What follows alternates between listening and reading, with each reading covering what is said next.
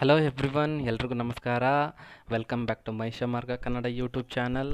Dear friends, ನಾನು ಈ ಚಾನಲಲ್ಲಿ ಅಪ್ಲೋಡ್ ಮಾಡ್ತಿರುವಂಥ ವೀಡಿಯೋಸ್ ನಿಮಗೇನಾದರೂ ಇಷ್ಟ ಆಯಿತು ಅಂತಂದರೆ ಲೈಕ್ ಮಾಡಿ, ಕಾಮೆಂಟ್ ಮಾಡಿ, ಶೇರ್ ಮಾಡಿ. ಎಲ್ಲಕ್ಕಿಂತ ಹೆಚ್ಚಾಗಿ ನನ್ನ ಚಾನಲ್ಗೆ, ಮಹಿಷ ಮಾರ್ಗ ಕನ್ನಡ ಯೂಟ್ಯೂಬ್ ಚಾನಲ್ಗೆ ಸಬ್ಸ್ಕ್ರೈಬ್ ಆಗಿ. Dear friends, I am Nagarajamurthy PN, Assistant Professor, Department of English, Government First Grade College, Virajpet, Kodagu. Dear friends, today I am going to talk about one of the most popular, most noted sonnets written by William Shakespeare, that is sonnet number 18. Shall I compare thee to a summer's days? Dear ಸ್ನೇಹಿತರೆ, ನಾನಿವತ್ತು William Shakespeare ಅವರು ಬರೆದಿರ್ತಕ್ಕಂಥ 154 ಸಾನೆಟ್ಗಳಲ್ಲಿ ಅತ್ಯಂತ ಪ್ರಮುಖವಾದ, ಅತ್ಯಂತ ವಿಶಿಷ್ಟ ಆಗಿರ್ತಕ್ಕಂಥ, ತುಂಬ ಜನಪ್ರಿಯವಾಗಿರುವಂಥ sonnet number 18 ಅಂತಂದರೆ shall I compare thee to a summer's day ಎನ್ನುವ ಸಾನೆಟ್ ಬಗ್ಗೆ ಇವತ್ತು ಈ ಕ್ಲಾಸ್ನಲ್ಲಿ ಮಾತಾಡ್ತಾ ಇದ್ದೀನಿ. Dear friends, before starting the poem, I am going to give you a brief introduction about sonnet.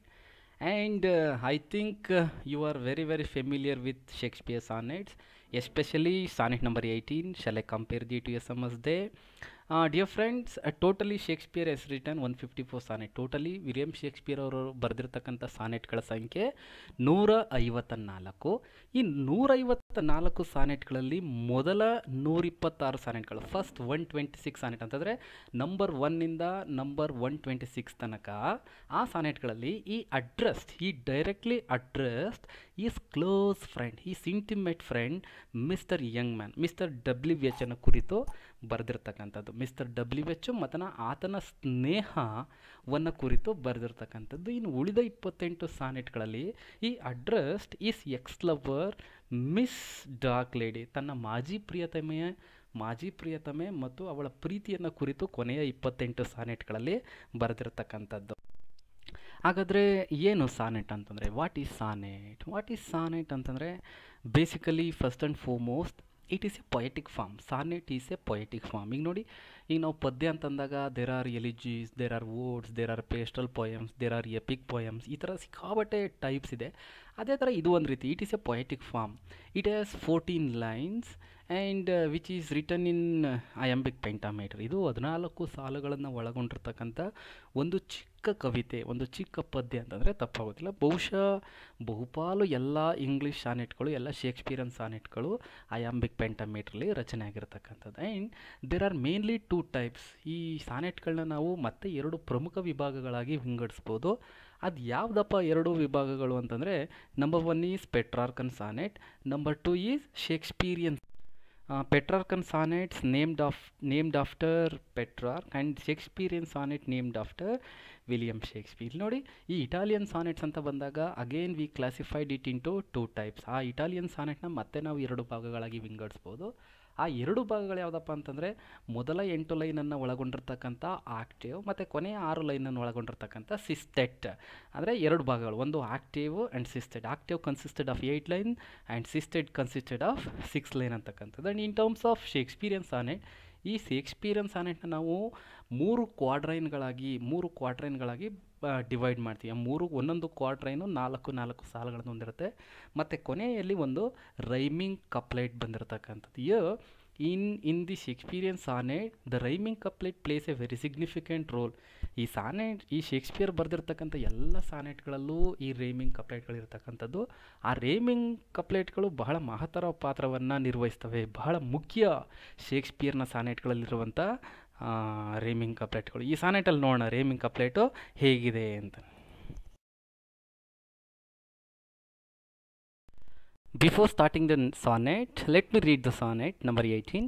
Shall I compare thee to a summer's day, thou art more lovely and more temperate? Rough winds do shake the darling birds of May, and summer sleys as all too short a date. Sometime too hot the high of heaven shines, and often is gold complexion dimmed, and even fair from fair sometime declines by chance or nature's changing course untrimmed.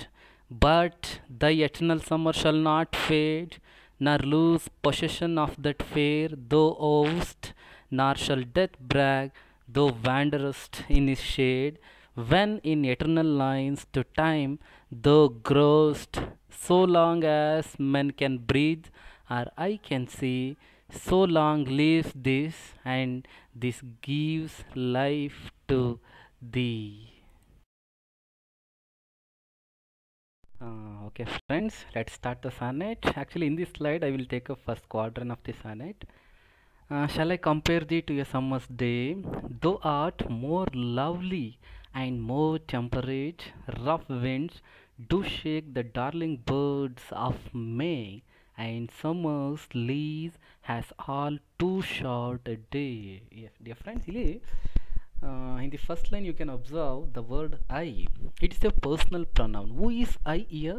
The word I refers the speaker, the writer, William Shakespeare himself. Shall I compare thee to a summer's day? Actually, the first sentence is an interrogative sentence. ಇದು ಪ್ರಶ್ನಾರ್ಥಕ ವಾಕ್ಯ. ನನ್ನ ಸ್ನೇಹಿತನಿಗೆ ಕೇಳ್ತಾ ಇದ್ದಾನೆ, ಪ್ರಶ್ನೆ ಕೇಳ್ತಾ ಇದ್ದಾನೆ. Dear friend, shall I compare thee to a summer's day? ನಾನು ನಿನ್ನನ್ನು ಆ ಬೇಸಿಗೆ ಕಾಲದ ಒಂದು ದಿನಕ್ಕೆ ಹೋಲಿಸಲೇ. ಈ ಸೆಂಟೆನ್ಸ್ನ ಓದ್ತಿದ್ದಂಗೆ different so many questions arises at the minds of the readers. ನಮ್ಮ ಮನಸ್ಸಲ್ಲಿ ತುಂಬ ಪ್ರಶ್ನೆಗಳು ಬರ್ತವೆ. ಏನು ಪ್ರಶ್ನೆ ಅಂತಂದರೆ, why William Shakespeare is comparing his friend to particularly summer's day? ಯಾಕೆ ಬೇಸಿಗೆ ಕಾಲದ ದಿನಕ್ಕೆ ಹೋಲಿಸ್ತಿದ್ದಾನೆ? Why was not comparing to a winter's day? Why was not comparing his friend to a rainy seasons day? ಯಾಕೆ ಚಳಿಗಾಲದ ಒಂದು ದಿನಕ್ಕೆ ಹೋಲಿಸ್ತಾ ಇಲ್ಲ? ಯಾಕೆ ಮಳೆಗಾಲದ ದಿನಗಳಿಗೆ ಹೋಲಿಸ್ತಾ ಇಲ್ಲ?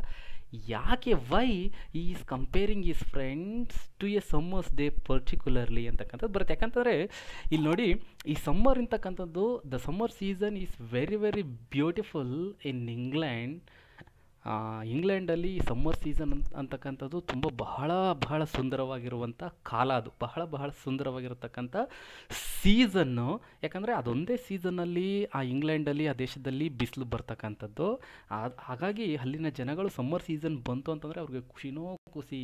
ಆ ಸಮ್ಮರ್ ಸೀಸನ್ನ ತುಂಬ ವಿಜೃಂಭಣೆಯಿಂದ ಆ ಮೇ ತಿಂಗಳಲ್ಲಿ ಶುರುವಾಗುವಂಥದ್ದು ಬೇಸಿಗೆ ಕಾಲ. ಹಾಗಾಗಿ ಆ ಬೇಸಿಗೆ ಕಾಲವನ್ನು, ಸಮ್ಮರ್ ಸೀಸನನ್ನು ತುಂಬ ವಿಜೃಂಭಣೆಯಿಂದ, ತುಂಬ ಗ್ಲೋರಿಫೈ ಆಗಿ ಅದನ್ನು ರಿಸೀವ್ ಮಾಡ್ಕೊಳ್ಳುವಂಥ ಜನಗಳು. That is the reason Shakespeare is going to compare his friend to a summer's day. ಈ ಕಾರಣದಿಂದ, ಯಾಕಂದರೆ the season is very very beautiful, it is very fabulous. That's why is ready to comparing his friend to a summer's day. ಅದಕ್ಕೋಸ್ಕರ ಹೋಲಿಸ್ತಾ ಇದ್ದಾನೆ ಅವನು.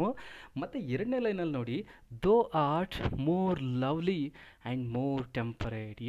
Is telling, William Shakespeare is telling, my dear friend, ನಾನು ನಿನ್ನನ್ನು ಆ ಬೇಸಿಗೆ ಕಾಲದ ಒಂದು ಸುಮಧುರವಾದ ದಿನಕ್ಕೆ ಹೋಲಿಸೋಣ ಅಂತ ಅಂದ್ಕೊಂಡೆ, ಕಂಪೇರ್ ಮಾಡೋಣ ಅಂತ ಅಂದ್ಕೊಂಡೆ. ಆದರೆ ಈಗ ಹಂಗೆ ಅನ್ನಿಸ್ತಾ ಇಲ್ಲ. ಯಾಕೆ ಅಂತಂದರೆ, ದೋ ಆರ್ಟ್ ಅಂತಂದರೆ ಯು ಆರ್ ಅಂತ. It is a middle English word thou art ಅಂತಕ್ಕಂಥದ್ದು. ಅದು ನೀನು ಯು ಆರ್ ಅನ್ನೋ ಅರ್ಥವನ್ನು ಕೊಡ್ತದೆ. You are more lovely and more temperate than a summer's day. ನಾನು ನಿನ್ನನ್ನು ಬೇಸಿಗೆ ಕಾಲದ ಒಂದು ದಿನಕ್ಕೆ ಹೋಲಿಸೋಣ ಅಂತ ಅಂದ್ಕೊಂಡೆ. ಆದರೆ ಈಗ ಬೇಡ ಅಂತ ಅನಿಸ್ತಿದೆ. ಯಾಕೆ ಅಂತಂದರೆ, you are more lovely, you are more beautiful, you are more fabulous, you are more cute than a summer's season, a summer's day. ನಾನು ಆ ಸಮ್ಮರ್ ಸೀಸನ್ನೇ ತುಂಬ ಸುಂದರವಾಗಿರೋದು, ತುಂಬ ಬ್ಯೂಟಿಫುಲ್ ಆಗಿರೋದು ಅಂತ ಅಂದ್ಕೊಂಡಿದ್ದೆ. ಆದರೆ ನೀನು ನನ್ನ ಸ್ನೇಹಿತ, you are more beautiful than that. ನೀನು ಆ ಬೇಸಿಗೆ ಕಾಲಕ್ಕಿಂತಲೂ ತುಂಬ ಸುಂದರವಾಗಿದೆಯಾ, ತುಂಬ ಮಧುರವಾಗಿದೆಯಾ. ಹಾಗಾಗಿ ನೀವಿಬ್ಬರು ಇಟ್ ಡಸಂಟ್ ಮ್ಯಾಚ್. ನೀನು ಆ ದಿನಕ್ಕೆ ಮ್ಯಾಚ್ ಆಗೋದಿಲ್ಲ. ಅಂದರೆ ಮೊದಲನೇ ಸಾಲಲ್ಲಿ ಈ ವಾಸ್ ರೆಡಿ ಟು ಕಂಪೇರ್ ಮಾಡಲಿಕ್ಕೆ ರೆಡಿಯಾಗಿದ್ದ. ಆದರೆ ಎರಡನೇ ಸಾಲಿನಲ್ಲಿ is not ready to compare ಮಾಡಲಿಕ್ಕೆ ರೆಡಿ ಇಲ್ಲ. ಯಾಕಂತಂದರೆ is thinking now my friend is more lovely, my friend is more temperate rather than a summer's day is thinking. The third line is, rough winds do shake the darling birds of May. Dear friends, I already told you that the month May is the beginning of summer season in England. ಆ ಮೇ ತಿಂಗಳಲ್ಲಿ ಆ summer season ಪ್ರಾರಂಭ ಆಗ್ತಕ್ಕಂಥದ್ದು. ಅದೇ ತಿಂಗಳಲ್ಲಿ ಹೂ ಬಿಡಲಿಕ್ಕೆ, ಈ birds ಅಂತಂದರೆ ಮಗು. ಸಾಮಾನ್ಯವಾಗಿ ನೀವು ಗಿಡಗಳಲ್ಲಿ ನೋಡ್ತೀರ, ಹೂ ಗಿಡಗಳು ಫಸ್ಟ್ ಮೊಗ್ಗು ಬಿಡುತ್ತೆ. ಆನಂತರ ಸ್ವಲ್ಪ ದಿನಗಳ ನಂತರ ಅದು 1 ದಿನಕ್ಕೋ 2 ದಿನಕ್ಕೋ ಹರಳುವಂಥದ್ದು. ಈ ಬರ್ಡ್ಸ್ ಅಂತಂದರೆ ಹೂ. ಈ ಸಮ್ಮರ್ ಸೀಸನಲ್ಲಿ ಆ ಮೊಗ್ಗು ಬಿಡುತ್ತಲ್ಲ, ಹೂವಿನ ಗಿಡದಲ್ಲಿ ಮೊಗ್ಗು ಬಿಡುತ್ತಲ್ಲ, ಅದು ರಫ್ ವಿಂಡ್ಸ್ ಅಂತಂದರೆ ಸ್ಟ್ರಾಂಗ್ ವಿಂಡ್ಸ್ ಅಂತ. ಈ ಬೇಸಿಗೆಗಾಲದಲ್ಲಿ ತುಂಬ ತಂಪಾದ ಗಾಳಿ ಬೀಸ್ತಾ ಇರುತ್ತೆ, ಬಿಸಿಲು ಬರ್ತಾ ಇರುತ್ತೆ, ಜೊತೆಗೆ ತಂಪಾದ ಗಾಳಿನೂ ಬರ್ತಾ ಇರ್ತಕ್ಕಂಥದ್ದು. ಈ ಆಗತಾನೇ ಬಂದಿರುವಂಥ ಮೊಗ್ಗುಗಳು always shaken by the strong winds. ಆದರೆ ನೀನು rough winds you can not shake yourself. ಆದರೆ ಆ ರಫ್ ವಿಂಡ್ಸ್ಗಳು, ಆ ಸ್ಟ್ರಾಂಗ್ ವಿಂಡ್ಸ್ಗಳಿದೆಯಲ್ಲ, ಅವು ಎಷ್ಟು ಪವರ್ಫುಲ್ ಅಂತಂದರೆ ಅವರ ಬಿರುಸಿನಿಂದ, ಅದರ ಒತ್ತಡದಿಂದ, ಅದರ ಗಾಳಿಯಿಂದ, ಅದರ ಫೋರ್ಸಿಂದ ಬರೀ ಆ ಹೂವಿನ ಗಿಡಗಳು, ಆ ಹೂವಿನ ಮೊಗ್ಗುಗಳು ಮಾತ್ರ ಹಲಗಾಡ್ಬೋದು. ಆದರೆ the rough winds can not touch you. ನಿನ್ನನ್ನು ಯಾವುದೇ ಕಾರಣಕ್ಕೂ ಟಚ್ ಮಾಡಲಿಕ್ಕೆ ಸಾಧ್ಯನೇ ಇಲ್ಲ. ಅಂತಂದರೆ you are more powerful than the rough winds in the month of May. ಅಂತಂದರೆ ಆ ರಫ್ ವಿಂಡ್ಸ್ ಅಂತಂದರೆ ಅವೇ ಸಿಕ್ಕಾಪಟ್ಟೆ ಫೋರ್ಸ್ಫುಲ್, ಸಿಕ್ಕಾಪಟ್ಟೆ ಪವರ್ಫುಲ್, ಸಿಕ್ಕಾಪಟ್ಟೆ ಸ್ಟ್ರಾಂಗ್ ಅವು. ಆದರೆ ನೀನು ಅದಕ್ಕಿಂತ ಪವರ್ಫುಲ್, ಅದಕ್ಕಿಂತ ಸ್ಟ್ರಾಂಗು, ಅದಕ್ಕಿಂತ ರಫ್ ನೀನು. ಹಾಗಾಗಿ they can not touch you. And the last line is, and summer sleeves has all too short a date year. Actually, at the beginning of the poem, at the outset of the poem, William Shakespeare wanted to compare his friends to a summer's day, but now he is not ready. ಪ್ರಾರಂಭದಲ್ಲಿ ತನ್ನ ಸ್ನೇಹಿತನ ಹೋಲಿಕೆ ಮಾಡಬೇಕು ಅಂತ ಅಂದ್ಕೊಂಡ, ಆದರೆ ಈಗ ಹೋಲಿಕೆ ಮಾಡೋಕ್ಕೆ ರೆಡಿ ಇಲ್ಲ. ಯಾಕೆ ಅಂತಂದರೆ ಆ ಸಮ್ಮರ್ ಸೀಸನ್ ಇದೆಯಲ್ಲ, the validity of the summer season is very very short. ಆ ಸಮ್ಮರ್ ಸೀಸನ್ ವ್ಯಾಲಿಡಿಟಿ ಇದೆಯಲ್ಲ, ಅದು ಒಂದು ವರ್ಷದಲ್ಲಿ ಬರೀ ಕೇವಲ ಒಂದು 2 ತಿಂಗಳು 3 ತಿಂಗಳು ಅಷ್ಟೇ ಇರಬೇಕು. ಆದರೆ your validity is life time. ಆದರೆ ಲೈಫ್ ಟೈಮ್ ವ್ಯಾಲಿಡಿಟಿ ಇಲ್ಲ. ಈಗ ಒಂದು ವರ್ಷದಲ್ಲಿ ಬರೀ 3 ತಿಂಗಳು 4 ತಿಂಗಳು ತುಂಬ ಸುಂದರವಾಗಿರುತ್ತೆ, ಅದಷ್ಟೇ, ಮತ್ತೆ ಇಲ್ಲ. ಆದರೆ you are my friend, you are always lovely, you are always beautiful, you are always temperate. ನೀನು ಯಾವಾಗಲೂ ನಿನ್ನ ಸೌಂದರ್ಯಕ್ಕೆ, ನಿನ್ನ ಬ್ಯೂಟಿಫುಲ್ನೆಸ್ಗೆ ಅದು ಕೊನೆಯೇ ಇಲ್ಲ. ಸಮ್ಮರ್ ಸೀಸನ್ಗೆ ಕೊನೆ ಇದೆ, ಆದರೆ ನಿನ್ನ ಬ್ಯೂಟಿಗೆ, ನಿನ್ನ ಟೆಂಪರೇಟ್ಗೆ, ನಿನ್ನ ವಂಡರ್ಫುಲ್ನೆಸ್ಗೆ ಯಾವುದೇ ರೀತಿಯ ಟೈಮಿಂಗು ಇಲ್ಲ. ಅಂದರೆ ಇಟ್ ಈಸ್ ಎಟರ್ನಲ್ ಅಂತ. Actually your beauty is eternal, your beauty is immortal, is telling. This slide, let's take up second quadrant of the sonnet. Sometime too hot the eye of heaven shines, and often is his gold complexion dimmed, and every fair from fair sometime declines, by chance or nature's changing course untrimmed. ಇಲ್ಲಿ ನೋಡಿ ಸ್ನೇಹಿತರೆ, sometime ಅಂತಂದರೆ ಕೆಲವೊಂದು ಸಲ ನಿಮಗೆ ಗೊತ್ತಿರುತ್ತೆ. Too hot the eye of the heaven ಅಂತಂದರೆ ಇಲ್ಲಿ ಕಂಪೇರ್ ಮಾಡಿರುವಂಥದ್ದು. ಐ ಆಫ್ ದ ಹೆವನ್ ಅಂತಂದರೆ ಸನ್ ಅಂತಂದರೆ ಸೂರ್ಯ. ಇಲ್ಲಿ ನೋಡಿ, ಕೆಲವೊಂದು ಸಲ the sun is too hot. ಇದು ಹೇಳಿ ಕೇಳಿ, ಇದು ತುಂಬ ಬೇಸಿಗೆ ಕಾಲದಲ್ಲಿ sometime the sun is too hot, ಈ ಶೈನಿಂಗ್ ವೆರಿ ಮಚ್. ತುಂಬ ಬಿಸಿಲಿರುತ್ತೆ, ತುಂಬ ಜಾಸ್ತಿ ಪಳಪಳ ಅಂತ ಹೊಳಿತಿರ್ತಕ್ಕಂಥದ್ದು, ಜಾಸ್ತಿ ಶೈನ್ ಆಗ್ತಿರುವಂಥದ್ದು. ಯಾವಾಗ? It is only some time, not all the time. ಸೂರ್ಯ ಕೆಲವೊಂದು ಸಲ ಮಾತ್ರ ತುಂಬ ಹೊಳಿತಾ ಇರ್ತಾನೆ, ಅವನ ಶಾಖ ತುಂಬ ಜಾಸ್ತಿ ಇರುತ್ತೆ, ತುಂಬ ಹಾಟ್ ಇರುತ್ತೆ. ಆದರೆ my friend, you are not like the sun. ನೀನು ಸೂರ್ಯನ ಥರ ಇಲ್ಲ. You are shining always, you are shining forever ಅಂತಕ್ಕಂಥದ್ದು. ಸೂರ್ಯ ಯಾವುದೋ ಒಂದು ಕಾಲದಲ್ಲಿ, ಯಾವುದೋ ಸೀಸನಲ್ಲಿ ಅವನು ಶೈನ್ ಆದರೆ, ಬಿಸಿಯಾಗಿದ್ದರೆ, ನೀನು forever 24/7 the all 365 days in a year you are shining ಅಂತಂದರೆ you are unmatchable, is telling, William Shakespeare is telling. And the second line is, and often is his gold complexion dim. ಆ ಸೂರ್ಯನ ಬಣ್ಣ ಇರುತ್ತಲ್ಲ, ಆ gold colour ಇದೆಯಲ್ಲ, some time it will be dim, ಅದು ಕಡಿಮೆ ಆಗ್ಬೋದು. ಯಾವಾಗ ಅಂತಂದರೆ whenever the sun was covered by the clouds. ಆ ಕ್ಲೌಡ್ಸ್ ಇದೆಯಲ್ಲ, ಮೋಡಗಳಿದೆಯಲ್ಲ, ಆ ಮೋಡ ಮುಚ್ಕೊಳ್ಳುತ್ತೆ ಅಂತ ನಾವು ಹಳ್ಳಿ ಕಡೆ ಹೇಳ್ತೀವಲ್ಲ, ಆ ಸೂರ್ಯನಿಗೆ ಮೋಡಗಳು ಮುಚ್ಕೊಂಡಾಗ the colour of the sun will be dimmed. ಆ ಸೂರ್ಯನ ಬಣ್ಣ, ಅವನ ಕಂಪ್ಲೆಕ್ಷನ್ ಅಂತಂದರೆ ಬಣ್ಣ, ಅವನ ಚಿನ್ನದ ಅಂದರೆ ಗೋಲ್ಡ್ ಅಂದರೆ ಚಿನ್ನ, ಆ ಚಿನ್ನದಂಥ ಬಣ್ಣ ಇರ್ತಲ್ಲ, ಅವನ ಕಲರು ಡಿಮ್ ಆಗ್ಬೋದು. ಆದರೆ your colour shall not be dim. ಯಾವುದೇ ಕಾರಣಕ್ಕೂ ನಿನ್ನ ಬಣ್ಣ ಡಿಮ್ ಆಗೋದಿಲ್ಲ, ನಿನ್ನ ಬಣ್ಣ ಕಡಿಮೆ ಆಗೋದಿಲ್ಲ. You are always shining. ಆದರೆ you are never covered by anything, you are never covered by the cloud. ಸೂರ್ಯನಿಗೆ, ಆ ಸೂರ್ಯನ ಮಧ್ಯ, ಸೂರ್ಯನ ಕೆಳಗಡೆ ಮೋಡಗಳು ಬಂದಾಗ ಆ ಸೂರ್ಯ ಮರೆ ಆಗ್ತಾನೆ, ಅವನ ಶಾಖ ಕಡಿಮೆ ಆಗುತ್ತೆ, ಮತ್ತು ಅವನ ಬಣ್ಣವೂ ಕೂಡ ಕಡಿಮೆ ಆಗುತ್ತೆ. ಆದರೆ ನೀನು nobody is cover, you are not covered by anybody else. ನಿನ್ನನ್ನು ಕವರ್ ಮಾಡುವಂಥ ಶಕ್ತಿ, ಕವರ್ ಮಾಡುವಂಥ ವ್ಯಕ್ತಿಗಳು, ವಸ್ತುಗಳು ಈ ಪ್ರಪಂಚದಲ್ಲಿ ಯಾವುದೂ ಇಲ್ಲ. ಅಂದರೆ ಯು ಆರ್ ಆಲ್ವೇಸ್ ಶೈನಿಂಗ್, ಅಂದರೆ ನೋಬಡಿ ಕ್ಯಾನ್ ಟಚ್ ಯು ಅಂತ. ನೀನು ಅದರಿಂದ ಆಚೆ ಇದೆಯಾ. Even the sun can be covered by the clouds. ಆ ಸೂರ್ಯ is very very powerful, is more stronger, ಸಿಕ್ಕಾಬಟ್ಟೆ ಸ್ಟ್ರಾಂಗ್ ಒಂದು ಸೂರ್ಯ. ಅವನನ್ನೇ ಕೆಲವೊಂದು ಸಲ ಕಟ್ಟಾಕ್ಬಿಡ್ತವೆ ಈ ಮೋಡಗಳಿದೆಯಲ್ಲ, ಆ ಸೂರ್ಯನನ್ನೇ ಕೆಲವೊಂದು ಸಲ ಕಟ್ಟಾಕ್ಬಿಡ್ತವೆ, ಸೂರ್ಯನನ್ನೇ ಮರೆಮಾಚಿಬಿಡ್ತವೆ ಕೆಲವೊಂದು ಸಲ. ಆದರೆ ನಿನ್ನನ್ನು ಕವರ್ ಮಾಡುವಂಥವ್ರು, ನಿನ್ನನ್ನು ಮರೆಮಾಚುವಂಥವ್ರು ಈ ಪ್ರಪಂಚದಲ್ಲಿ ಯಾರೂ ಇಲ್ಲ. ಅಂದರೆ ಹೇಳ್ತಿದ್ದಾರೆ ಅಂತಂದರೆ, his friend, his close friend mister WH is more powerful than the sun. ಸೂರ್ಯನಿಗಿಂತನೂ ಸಿಕ್ಕಾಬಟ್ಟೆ ಶೈನಿಂಗ್, ಸೂರ್ಯನಿಗಿಂತನೂ ನೀನು ತುಂಬ ಶಕ್ತಿಶಾಲಿ ಅಂತಕ್ಕಂಥದ್ದನ್ನ ಶೇಕ್ಸ್ಪಿಯರ್ ಈ ಲೈನ್ಗಳಲ್ಲಿ ಹೇಳ್ತಿರುವಂಥದ್ದು. And the third line is, and every fair from fair sometime declines. In the third line William Shakespeare is telling beauty is mortal, beauty is not permanent, it is a transient, it is a temporary thing ಅಂತಕ್ಕಂಥದ್ದು. ಈ ಪ್ರಪಂಚದಲ್ಲಿ ಈ beauty ಇದೆಯಲ್ಲ, ಈ ಸೌಂದರ್ಯ ಅಂತ ಇದೆಯಲ್ಲ, ಈ ಸೌಂದರ್ಯ ಶಾಶ್ವತ ಅಲ್ಲ, ಇದು ಬರೀ it is a transient thing, it is temporary thing. ಆದರೆ your beauty is permanent, your beauty is permanent, your beauty is eternal, your beauty is eternal, your beauty is immortal. ಅಂದರೆ ಈ ಪ್ರಪಂಚದಲ್ಲಿ ಎಷ್ಟೆಲ್ಲ ವಸ್ತುಗಳಿದೆ, ಎಷ್ಟೆಲ್ಲ ಜನಗಳಿದ್ದಾರೆ, ಎಷ್ಟೆಲ್ಲ ಸಂಗತಿಗಳಿದೆಯಲ್ಲ, ಅದರ ಸೌಂದರ್ಯಗಳು, ಅದರ ಸೌಂದರ್ಯ ಫೇರು ಒಂದಲ್ಲ ಒಂದಿನ ಕಡಿಮೆ ಆಗ್ಬೋದು. ಇವತ್ತು ಸುಂದರವಾಗಿದ್ದರೆ ನಾಳೆ ಸುಂದರವಾಗಿಲ್ಲದೆ ಇರ್ಬೋದು. ಆದರೆ ನಿನ್ನ ಸೌಂದರ್ಯ ಇದೆಯಲ್ಲ, it is eternal, it is immortal, it never declines, it never dim. ನಿನ್ನ ಸೌಂದರ್ಯ ಯಾವಾಗಲೂ ಹಚ್ಚ ಹಸಿರಾಗಿ ಕೊಡುತ್ತೆ, it is evergreen, your beauty is evergreen. And the last line is, by chance or nature's changing course untrimmed. Actually this is the rule of nature, everything should be change. ಈ ಭೂಮಿ ಮೇಲೆ, ಈ ಪ್ರಪಂಚದಲ್ಲಿರ್ತಕ್ಕಂಥ ಪ್ರತಿಯೊಬ್ಬ ವ್ಯಕ್ತಿಯು, ಪ್ರತಿಯೊಂದು ವಸ್ತುವು, ಪ್ರತಿಯೊಂದು ಸಂಗತಿಯು ಆ ಕಾಲಕ್ಕೆ ತಕ್ಕಂತೆ ಬದಲಾಗ್ತಾ ಹೋಗ್ತಾ ಇರಬೇಕು. ಅಂದರೆ ಬದಲಾವಣೆ ಜಗದ ನಿಯಮ ಅಂತ ಹೇಳ್ತೀವಲ್ಲ, ಇದು ಜಗತ್ತಿನ ನಿಯಮ. ಬದಲಾವಣೆ ಅಂತಕ್ಕಂಥದ್ದು ನಿಸರ್ಗದ ನಿಯಮ.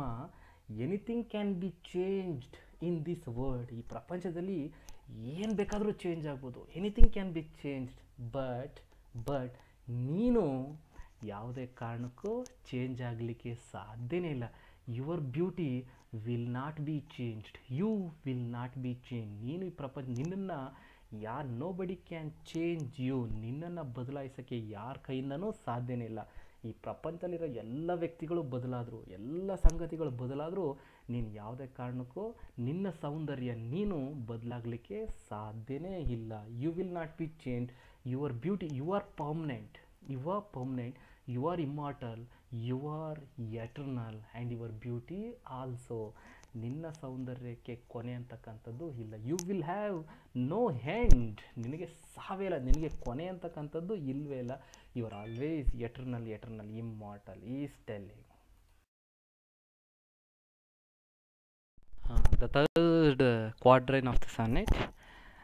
But thy eternal summer shall not fade, nor lose possession of that fair thou wovest, nor shall death brag thou wanderest in a shade, when in eternal lines to time thou growest.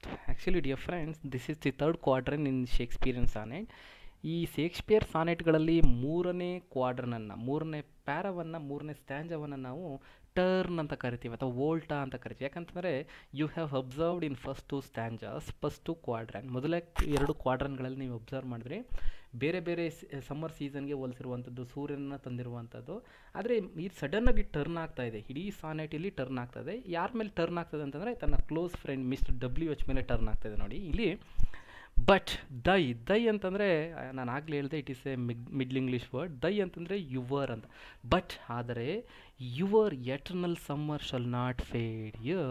The summer season validity is very very limited, and sometime ಸೂರ್ಯನ ಕಿರಣಗಳು ಕಡಿಮೆ ಆಗ್ಬೋದು, ಸೂರ್ಯನ ಬಿಸಿಲು ಕಡಿಮೆ ಆಗ್ಬೋದು, ಸೂರ್ಯನ ಶಾಖ ಕಡಿಮೆ ಆಗ್ಬೋದು, ಸೌಂದರ್ಯ ಕೂಡ ಕಡಿಮೆ ಆಗ್ಬೋದು, ಸಮ್ಮರ್ ಸೀಸನ್ನಿನ ಸೌಂದರ್ಯ ಕೂಡ ಕಡಿಮೆ ಆಗ್ಬೋದು.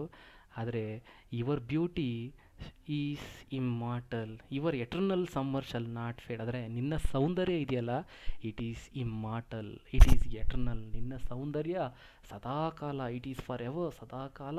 ಈ ಪ್ರಪಂಚ ಇರುವ ತನಕ, ಈ ಭೂಮಿ ಇರೋ ತನಕನೂ ಅದು ಪರ್ಮನೆಂಟ್ ಆಗಿರುತ್ತೆ ಅಂತ ಹೇಳ್ತಾ ಇರ್ತವೆ. And nor lose possession of that fair thou ವೋವರ್ಸ್. Here I already told you in the second quadrant. Here in this world everything has an end, everything has an end, everything will lose their possessions, their beauty, but you, my friend, you will not lose your beauty, you will not lose your possession at any cost. ಇಲ್ಲಿ ನೋಡಿ, ಪ್ರಪಂಚದಲ್ಲಿರ್ತಕ್ಕಂಥ ಎಲ್ಲ ವಸ್ತುಗಳು, ಎಲ್ಲ ಸಂಗತಿಗಳು ತಮ್ಮ ಸೌಂದರ್ಯವನ್ನು ಕಳ್ಕೊಬೋದು, ತಾವು ಒಂದಲ್ಲ ಒಂದಿನ ಕೊನೆ ಆಗ್ಬೋದು.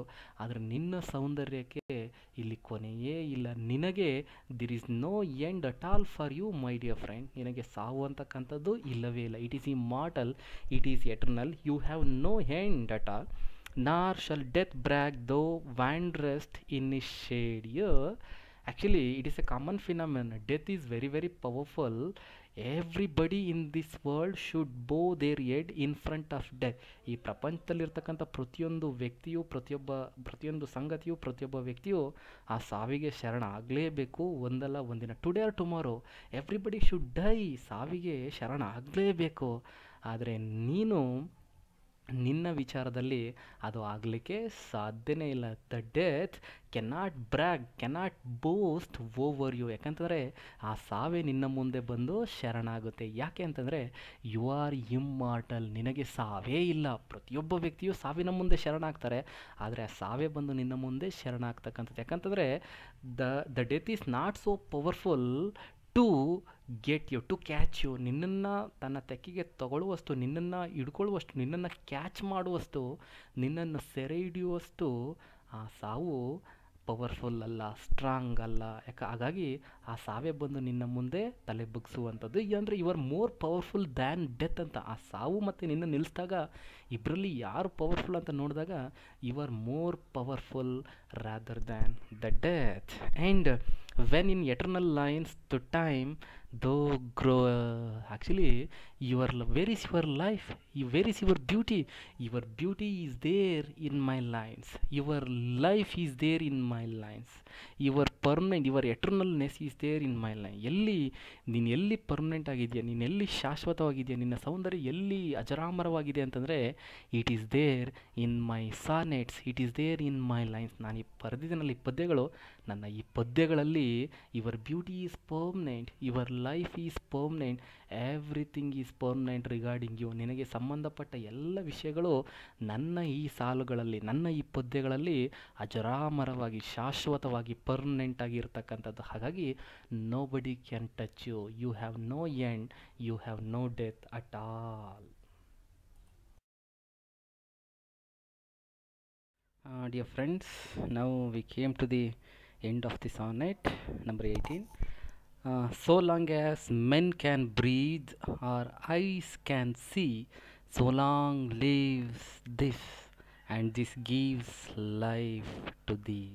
Dear friends, I already told you at the outset of the poem, the rhyming couplet plays a very significant role in all the sonnets of Shakespeare. ನಾನು ಹೇಳಿದೆ, ಈ ಶೇಕ್ಸ್ಪಿಯರ್ನ 154 ಸಾನೆಟ್ಗಳಲ್ಲಿ ಆ ಕೊನೆಯ 2 ಲೈನ್ ಇದೆಯಲ್ಲ, ಕೊನೆಯ ಕಪ್ಲೆಟ್ ಇದೆಯಲ್ಲ, ರೈಮಿಂಗ್ ಕಪ್ಲೆಟ್ ಇದೆಯಲ್ಲ, ಅದು ಬಹಳ ಮಹತ್ವವಾದದ್ದು, ಮಹತ್ತರವಾದ ಪಾತ್ರವನ್ನು ನಿರ್ವಹಿಸುತ್ತೆ. ಅಂದರೆ ಇಲ್ಲಿ ಶೇಕ್ಸ್ಪಿಯರು ಕೊನೆಯ ಮೊದಲಿನ 3 ಕ್ವಾಡ್ರೈನ್ಸಲ್ಲಿ ಏನು ಹೇಳೋಕೆ ಹೊರಟಿದ್ದಾನೋ ಅದನ್ನು ತುಂಬ ಮನೋಜ್ಞವಾಗಿ ಕೊನೆಯ 2 ಸಾಲುಗಳಲ್ಲಿ ಚಿತ್ರಣ ಮಾಡಿದ್ದಾನೆ ಅಂತಕ್ಕಂಥದ್ದು. ಇಲ್ಲಿ ನೋಡೋಣ ಬನ್ನಿ.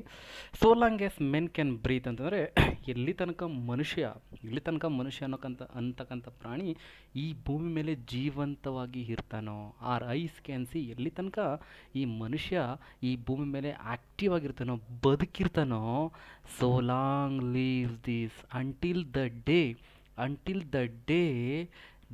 ದಿಸ್ ಅಂದರೆ ಮೈ ಸಾನೆಟ್, ದಿಸ್ ಅಂದರೆ ದೀಸ್ ಲೈನ್ಸ್, ಈ ಸಾಲುಗಳು ಈ ನನ್ನ ಸುನೀತ, ಈ ನನ್ನ ಸಾನೆಟು ಜೀವಂತವಾಗಿರುತ್ತೆ.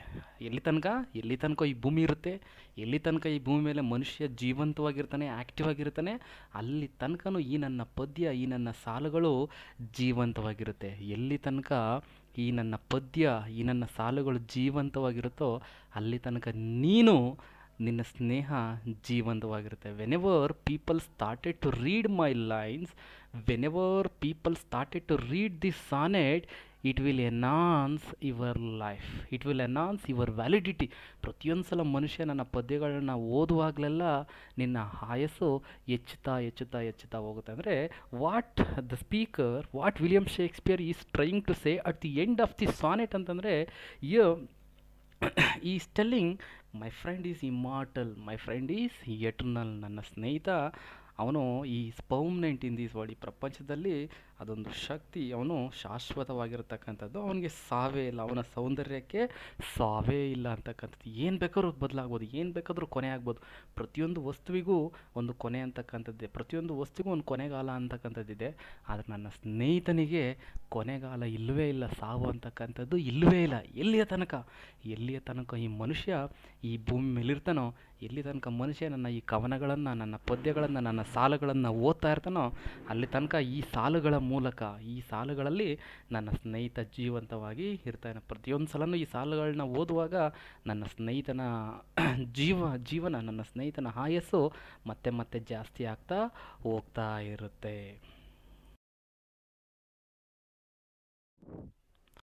ಓಕೆ ಡಿಯರ್ ಫ್ರೆಂಡ್ಸ್, ನಾನು ಈಗ ಈ ವಿಡಿಯೋನ ಸ್ಟಾಪ್ ಮಾಡ್ತಾ ಇದ್ದೀನಿ. ನಾನು ಅಪ್ಲೋಡ್ ಮಾಡಿರುವಂಥ ವಿಡಿಯೋ ನಿಮಗೆ ಇಷ್ಟ ಆಗಿದೆ ಅಂತ ಅನ್ಕೋತೀನಿ. And if you like this video, please like, comment, share and moreover subscribe to my video channel. And another thing is, I thank you very much for watching my video. ಮತ್ತೆ ಇನ್ನೊಂದು video ಜೊತೆ ಬರ್ತೀನಿ. ಅಲ್ಲಿ ತನಕ take care, bye, have a good day.